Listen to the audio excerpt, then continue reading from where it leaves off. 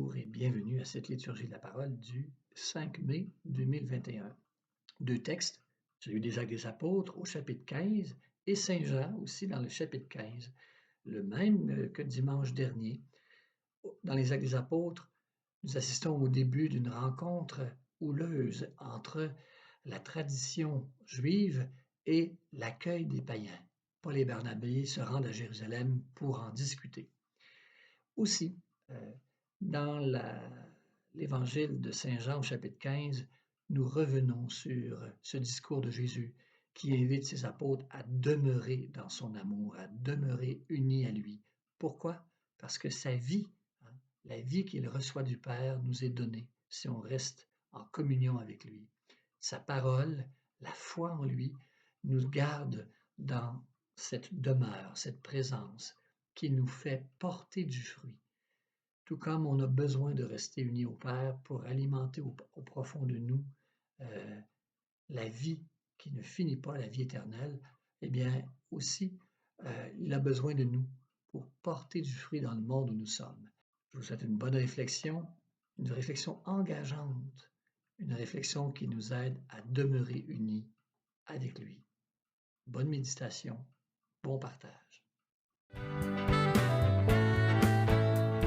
Ouvrir les chemins d'évangile, préparer les chemins du Seigneur, ouvrir des routes pour nos frères, partir où l'Esprit nous envoie, partir où l'Esprit nous conduit, partir sur des routes nouvelles. Dieu nous appelle à partager le pain. Dieu nous attend pour bâtir son royaume.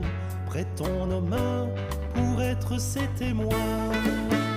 Ouvrir les chemins d'évangile, préparer les chemins du Seigneur, ouvrir les routes pour nos frères, partir où l'Esprit nous envoie, partir où l'Esprit nous conduit. L'Esprit nous renouvelle, Dieu nous appelle à montrer le chemin. Dieu nous attend pour bâtir son royaume, offrant nos vies pour être ses témoins. Ouvrir les chemins d'évangile, préparer les chemins du Seigneur, ouvrir des routes pour nos frères, partir où l'Esprit nous envoie, partir où l'Esprit nous conduit, partir vers la terre nouvelle. Dieu nous appelle au temps de la moisson. Dieu nous attend pour bâtir son royaume. Ouvrons nos cœurs pour être ses témoins. Ouvrir les chemins d'évangile, préparer les chemins du Seigneur, ouvrir des routes pour nos frères, partir où l'Esprit nous envoie, partir où l'Esprit nous conduit. Bienvenue à cette haute célébration de la parole. Je suis heureux de vous accueillir. Je me nomme André Pellerin. Aujourd'hui, nous allons puiser aux paroles de Jésus alors qu'il parlait de la vigne et de son Père en tant que vigneron. Et il nous dira que la gloire de son Père, c'est que nous portions beaucoup de fruits en demeurant unis à lui. En commençant, on pourrait faire une prière pour nous aider à bien vivre cette célébration de la parole. Au nom du Père et du Fils et du Saint-Esprit. Seigneur, aujourd'hui, tu nous invites à la rencontre. Fais que nous te rencontrions à travers ces lectures d'aujourd'hui. Fais qu'elles nous touchent. Fais qu'elles parlent à notre cœur. Fais surtout qu'elles portent des fruits en nous. Allons-y avec la première lecture. Lecture du livre des Actes des Apôtres. En ces jours-là, des gens venus de Judée à Antioche enseignaient les frères en disant « Si vous n'acceptez pas la circoncision selon la coutume qui vient de Moïse, vous ne pouvez pas être sauvés. Cela provoqua un affrontement ainsi qu'une vive discussion engagée par Paul et Barnabé contre ces gens-là. Alors, on décida que Paul et Barnabé, avec quelques autres frères, monteraient à Jérusalem auprès des apôtres et des anciens pour discuter de cette question. L'Église d'Antioche facilita leur voyage. Ils traversèrent la Phénicie et la Samarie en racontant la conversion des nations, ce qui remplissait de joie tous les frères. À leur arrivée à Jérusalem, ils furent accueillis par l'Église, les apôtres et les anciens, et ils rapportèrent tout ce que Dieu avait fait avec eux. Alors quelques membres du groupe des pharisiens qui étaient devenus croyants intervinrent pour dire qu'il fallait circoncire les païens et leur ordonner d'observer la loi de Moïse. Les apôtres et les anciens se réunirent pour examiner cette affaire. Je me demandais ce que je pourrais dire sur cette lecture. Il me semblait que ce serait difficile de dire quelque chose d'intéressant à son sujet. Vous savez, il y a des passages de la Bible qui nous parlent moins. Mais Guylain Prince, ce franciscain dont je vous ai parlé lors de ma dernière célébration de la parole, dit souvent que c'est dans les lectures et les phrases qui nous rebutent le plus que l'on trouve les plus belles perles. Il dit qu'il s'agit de creuser ces extraits pour trouver quelque chose de révélateur. Alors creusons. Dans cette lecture, on peut constater que tout n'a pas été facile au début du christianisme. Ça a discuté fort entre les chrétiens. Il y a eu des conflits. Comme nous aujourd'hui, ils avaient des consignes qui ont dérangé. Mais finalement, ils se sont mis d'accord. C'est intéressant de voir qu'ils ont réglé leurs divergences de façon éclairée. C'est ce qu'ils ont fait en envoyant Paul et Barnabé à Jérusalem pour discuter de leurs différends avec les anciens. Puis ils ont fait des ajustements entre les différents peuples qui ont composé l'Église. Je trouve ça intéressant de constater que les premiers chrétiens de tradition juive ont, somme toute, accepté les chrétiens des autres nationalités. Ils se sont ouverts sur le monde. En fait, ils se sont branchés sur le monde. Probablement qu'ils ont découvert que le Seigneur les appelait à aller de par le monde entier. Et il fallait qu'il en soit ainsi, car la vie de Jésus doit avoir un fondement universel.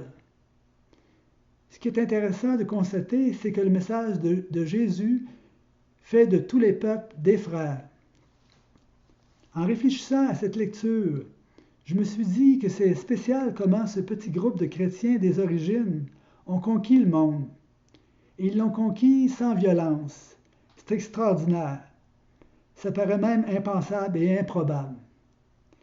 Mais plus c'est impossible, plus ça témoigne de l'œuvre de Dieu. Quelle leçon cette lecture peut nous enseigner à nous aujourd'hui? C'est comme si cela nous montrait qu'il ne faudrait pas avoir peur d'accueillir les autres et qu'il faut nous ouvrir sur le monde. C'est comme si ça nous disait aussi qu'il faut sortir de notre enfermement sur nous-mêmes. Jésus nous apprend à nous tourner vers les autres. Il nous a appris à les servir. En nous montrant aller vers les autres, il nous apprend à mourir à ce qui nous retient en nous-mêmes. Le Seigneur nous montre à passer à travers ce qui nous retient, à passer à travers nos difficultés pour nous ouvrir sur la vie. Le Seigneur passe par nos difficultés pour nous montrer qu'il faut que l'on aille au-delà de ce qui peut mourir en nous. Il faut aller au-delà de nous-mêmes, au-delà de la chair, je dirais. Jésus avait dit un jour à un notable juif nommé Nicodème que ce qui est né de la chair est chair, et ce qui est né de l'esprit est esprit. Il lui a dit également que personne ne peut voir Dieu s'il ne naît pas de nouveau et de l'esprit. On pourrait se demander alors, est-ce que notre esprit est pris dans notre chair par notre moi possessif?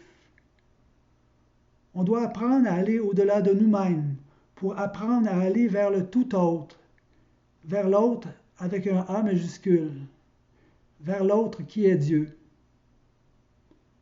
Avec Jésus, nous sommes appelés à la joie de la rencontre. Psaume 121. Dans la joie, nous irons à la maison du Seigneur. Quelle joie quand on m'a dit, nous irons à la maison du Seigneur. Maintenant, notre marche prend fin devant tes portes, Jérusalem. Jérusalem, te voici dans tes murs, ville où tout ensemble ne fait qu'un. C'est là que montent les tribus du Seigneur. C'est là qu'Israël doit rendre grâce au nom du Seigneur. C'est là le siège du droit, le siège de la maison de David. Dans la joie, nous irons à la maison du Seigneur.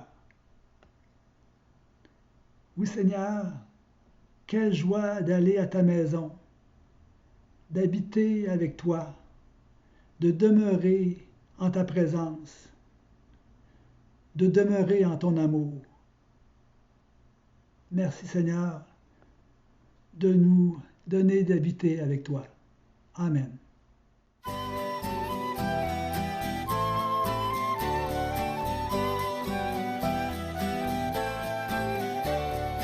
Ecclésia, Église en fête, peuple rassemblé par Jésus-Christ.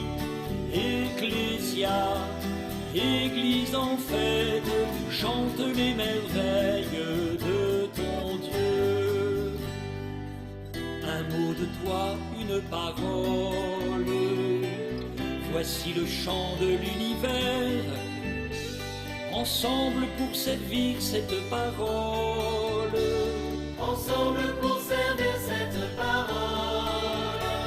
Nous sommes tous debout, heureux du souffle qui passe en notre cœur. Ecclésia, Église en fête, peuple rassemblé par Jésus-Christ. Ecclésia, Église en fête, chante les merveilles de ton Dieu. Ces mots de chair en parabole, voici qu'ils germent en nos sillons. Ensemble pour l'éveil à la parole. Ensemble pour l'éveil à la parole. Nous leur donnons le jour, heureux de vivre à l'image du Semeur. Ecclésia, Église en fête, peuple rassemblé par Jésus-Christ. Ecclésia, Église en fête, chante les merveilles de ton Dieu. Dans l'Évangile d'aujourd'hui, Jésus nous dit comment c'est important de demeurer en lui pour témoigner de Dieu. Évangile de Jésus-Christ selon saint Jean. En ce temps-là, Jésus disait à ses disciples, « Moi je suis la vraie vigne, et mon Père est le vigneron. Tout serment qui est en moi, mais qui ne porte pas de fruit, mon Père l'enlève. Tout serment qui porte du fruit, il le purifie en le taillant, pour qu'il en porte davantage. Mais vous, déjà vous voici purifiés grâce à la parole que je vous ai dite. Demeurez en moi comme moi en vous. De même que le sarment ne peut pas porter de fruit par lui-même s'il ne demeure pas sur la vigne, de même vous non plus si vous ne demeurez pas en moi. Moi je suis la vigne et vous les sarments. Celui qui demeure en moi et en qui je demeure, celui-là porte beaucoup de fruits, car en dehors de moi, vous ne pouvez rien faire. Si quelqu'un ne demeure pas en moi, il est comme le sarment jeté dehors, et il se dessèche. Les sarments secs, on les ramasse, on les jette au feu et ils brûlent. Si vous demeurez en moi, et que mes paroles demeurent en vous, demandez tout ce que vous voulez, et cela se réalisera pour vous. Ce qui fait la gloire de mon Père, c'est que vous portiez beaucoup de fruits et que vous soyez pour moi des disciples. Je connais quelqu'un qui a planté une vigne pour faire du vin. C'est incroyable tout le temps et le travail qu'il lui a consacré. Il a travaillé des années, vraiment des années. Il y a mis tout son cœur et tous ses efforts. Il a même construit un bel entrepôt pour engranger ses bouteilles de vin. Mais malheureusement, lorsqu'il a produit son vin, celui-ci n'était pas bon. C'était de la piquette. Alors, il a laissé sa vigne aller à l'abandon. C'est triste. Eh bien, Dieu est comme un vigneron. Il est comme quelqu'un qui a planté une vigne sur la terre. Il met tous ses efforts pour que celle-ci produise du bon vin. Mais ce n'est pas facile de produire du bon vin. On a vu ça avec l'exemple que je viens de donner. Néanmoins, on peut être certain que Dieu y met tous ses efforts, toutes ses ressources, tout son amour. Mais va-t-il réussir à faire produire sur sa terre un bon vin? Mais parce qu'il est Dieu, on peut s'attendre à ce que sa vigne finisse par produire un excellent vin. Cependant, ce n'est pas si simple, parce que la terre est dure à cultiver, et elle donne du fil à retordre à Dieu. Alors Dieu lui donne des soins. Il bêche tout autour de sa vigne. Il met du fumier, il l'engraisse, il envoie même son fils en prendre soin. Mais c'est difficile. Et savez-vous quoi? Moi, j'aime ça quand c'est difficile. Parce que plus c'est difficile, plus ça peut témoigner de Dieu. Parce que justement, Dieu est le Dieu de l'impossible.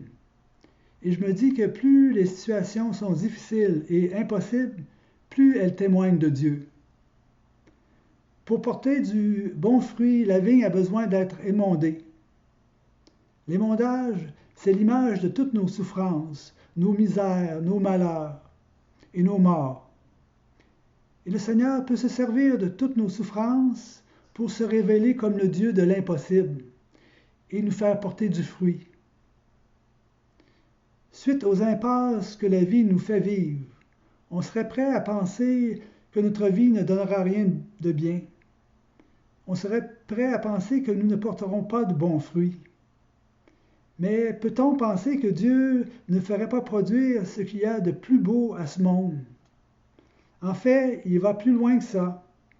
Il fait produire à ce monde ce qu'il y a de meilleur, avec Jésus, par son exemple, qui est l'exemple de l'amour. Parce que le meilleur fruit que le monde peut donner, c'est d'apprendre à donner le meilleur de nous-mêmes. C'est d'apprendre à se donner par amour comme Jésus nous le montre. Alors, ce qui témoigne le plus du travail que Dieu accomplit en ce monde, c'est l'exemple que Jésus nous donne à accomplir. Jésus fait porter du fruit au monde par ses disciples, qui finalement choisissent de grandir à son exemple. Ses disciples sont comme les fruits qu'il fait produire à la terre, et c'est l'image de ce que la terre peut porter de plus beau et de meilleur. Croyons à la vie que Dieu insuffle en notre monde par Jésus. Nous sommes appelés nous-mêmes à donner du fruit. C'est nous tous ensemble qui sommes appelés à collaborer à la vigne du Seigneur par Jésus. Pour avoir une vigne et du raisin, ça prend une collaboration. Ainsi, ça prend un vigneron, une vigne et des sarments pour produire du bon vin. Jésus, dans l'Évangile d'aujourd'hui, nous appelle à demeurer en lui. Demeurer, ça veut dire rester avec le Seigneur. Ça veut dire aussi collaborer avec lui.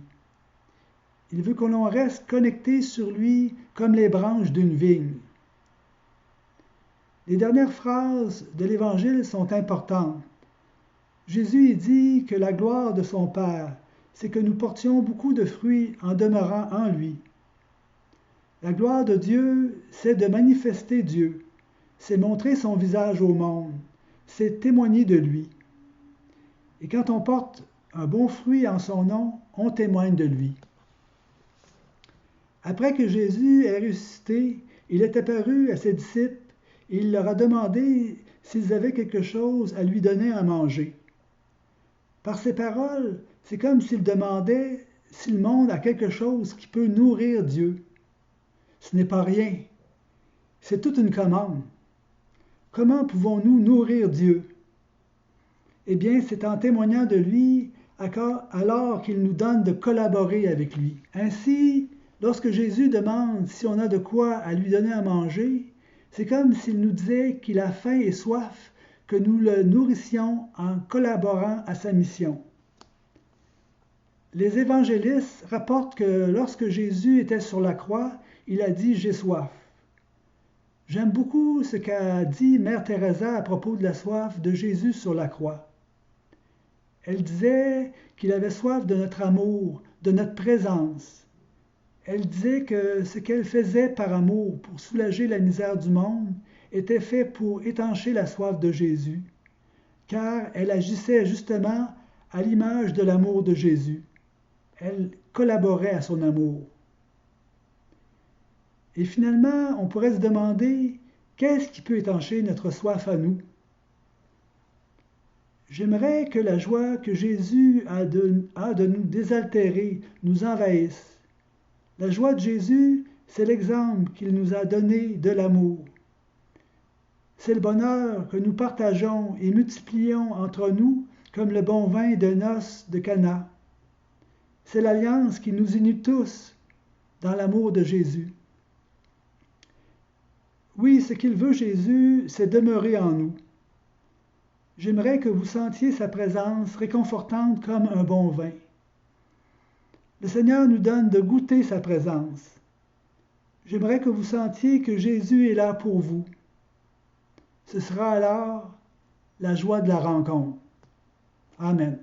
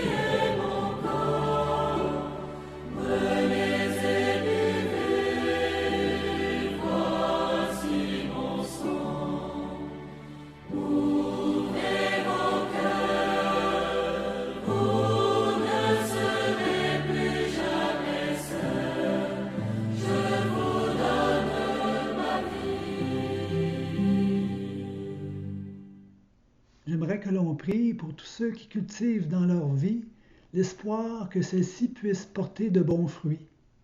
Je pense aux jeunes, aux parents, aux grands-parents. On en a tous de ces êtres à qui on pense et qui sont chers à notre cœur et qu'on voudrait qu'ils trouvent le bonheur et la joie. Je voudrais dire à notre Père à leur intention. Notre Père qui es aux cieux, que ton nom soit sanctifié, que ton règne vienne, que ta volonté soit faite sur la terre comme au ciel. Donne-nous aujourd'hui notre pain de ce jour. Pardonne-nous nos offenses, comme nous pardonnons aussi à ceux qui nous ont offensés. Et ne laisse pas entrer en tentation, mais délivre-nous du mal. Amen. C'est le mois de Marie qui commence. J'aimerais que nous disions un « Je vous salue Marie ». Marie, c'est une bonne maman. Elle saura prendre soin des espoirs de toutes les familles.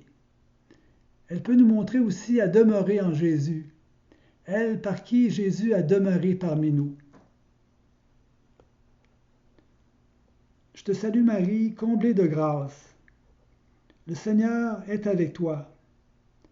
Tu es bénie entre toutes les femmes, et Jésus, le fruit de ta vie, est béni. Sainte Marie, Mère de Dieu, prie pour nous, maintenant et à l'heure de notre rencontre. Amen. Dans l'Évangile de Jean, juste un peu après l'extrait de l'Évangile qui a été lu aujourd'hui, Jésus dit « Je vous ai aimé, demeurez dans mon amour.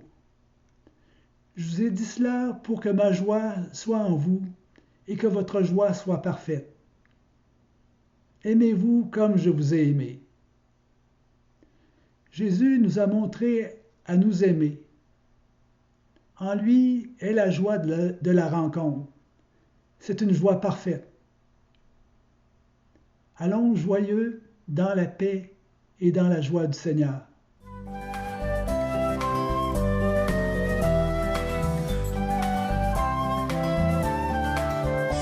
Choisir avec Jésus la route à suivre, trouver auprès de lui le vrai chemin, chercher la vérité qui nous rend libres, marcher plein de confiance vers demain.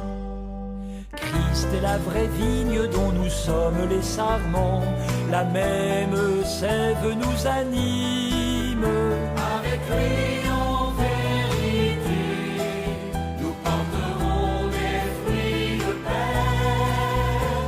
Choisir avec Jésus la route à suivre, trouver auprès de lui le vrai chemin, chercher la vérité qui nous rend libres, marcher plein de confiance vers demain. Christ est la lumière pour tout homme dans la nuit, sa flamme brille et nous éclaire.